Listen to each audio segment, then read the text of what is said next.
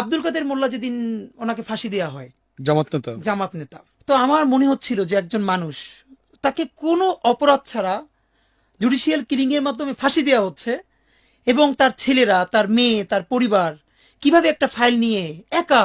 তো পরের দিন ওনাকে যখন ফাঁসি দেওয়া হলো, এবং পরে জানলাম ওনার ঢাকার বাসায়ও হামলা করা হলো, এবং ওনার বাচ্চাদেরকেও সেটা দেখতে দেওয়া হলো না।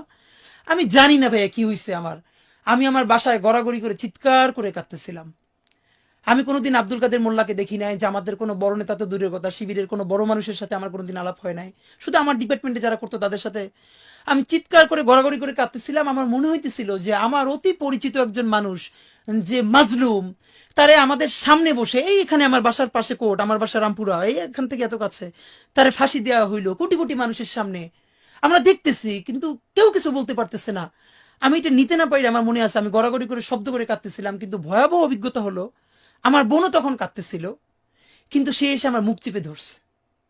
আমার বোন মুখ চেপে ধরে আমার বলতেছে, সেও কাঁদতেছে নীরবে, যে জোরে চিৎকার করে কাঁদা যাবে না, কারণ আমার বাসার পাশের ফ্ল্যাটে যদি কেউ চিৎকার করে কান্না শোনে, তারা বুঝে ফেলবে যে এই বাসায় মনে হয় শিবিরের কেউ আছে, তখন আমাদের বাসা ছাড়তে হবে, অথবা এই বাসায় আমরা থাকতে পারবো না।